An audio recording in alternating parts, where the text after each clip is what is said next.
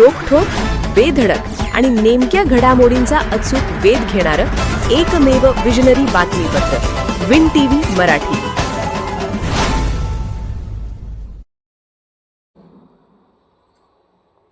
प्रवीण पाटील यांच्या पाठिंब्यामुळे जनसुराज्य विकास आघाडीचे पारडे जड. कोडोली जिल्हा परिषद मतदारसंघातील कोडोली पूर्व पंचायत समिती गणातून रिंगणात उतरलेले शिवशाहू आघाडीचे उमेदवार प्रवीण शामराव पाटील यांनी निवडणुकीतून माघार घेत जनसुराज्य पुरस्कृत विकास आघाडीच्या सर्व उमेदवारांना पाठिंबा जाहीर केला आहे. या निर्णयामुळे जनसुराज्य विकास आघाडीचे बळ लक्षणीयरित्या वाढले आहे. प्रवीण पाटील हे सर्वसमावेशक नेतृत्व, सर्व घटकांशी जिव्हाळ्याचे संबंध आणि कार्यकर्त्यांची मजबूत फळी यासाठी ओळखले जाणारे व्यक्तिमत्व आहे. त्यांच्या पाठबळाचा थेट फायदा जनसुराज्य पुरस्कृत विकास आघाडीला होणार असल्याचे राजकीय वर्तुळात बोलले जात आहे. ऐनवेळी घेतलेल्या या माघारीमुळे जनसुराज्याचे पारडे जड झाल्याचे स्पष्ट झाले आहे.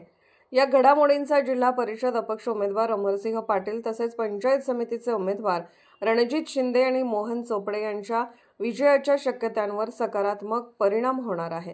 प्रवीण पाटील यांच्या निर्णयाचे आमदार डॉक्टर विनय कोरे यांनी विशेष अभिनंदन करत स्वागत केले आहे. दरम्यान प्रवीण पाटील हे जनसुराज्य पक्षाच्या प्रचारात सक्रिय झाले असून उमेदवार रणजित शिंदे यांनी या पाठिंब्याबद्दल आभार व्यक्त करत विजयासाठी मोठं योगदान मिळत असल्याचे सांगितले. प्रवीण पाटील यांच्या सक्रिय आणि खंबीर पाठिंब्यामुळे जनसुराज्य विकास आघाडीचे पारडे अधिकाधिक जड होत असल्याचे दिसून येत आहे. विन टीव्ही मराठीसाठी वारणा नगरहून बाबासाहेब कावळे. मी रणजित शिवा शिंदे. आत्ताच शिवशाहू आघाडीचे उमेदवार प्रवीण पाटील भैया आमचे मित्र या निवडणुकीत माघार घेऊन मला पाठिंबा दिला, त्याबद्दल पहिल्यांदा मी प्रवीण भैयांचं मनापासून आभारी मानतो. त्याचबरोबर आमचे नेते सावकर साहेब आणि आमचे सर्व जनस्वराज पक्षाचे उमेदवार आणि आमच्या आघाडीचे उमेदवार अमरसिंह पाटील भाऊ, आमचे मोहन चोपडे पश्चिमेचे उमेदवार यांनाही पाठिंबा दिल्याबद्दल प्रवीण भैयांचे परत एकदा मनापासून आभार मानतो.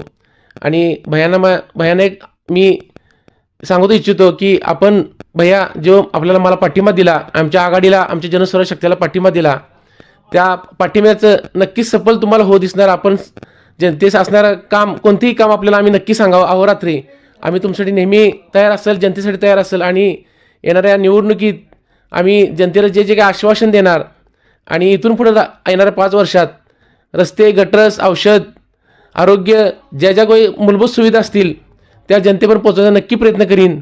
आणि असंच प्रेम, असंच आशीर्वाद आपल्या सर्वांचे राहू द्यात एवढं बोलतो. जय हिंद, जय Maharashtra. Win TV Marathi news चॅनलला लाईक करा, शेअर करा आणि सबस्क्राईब करा.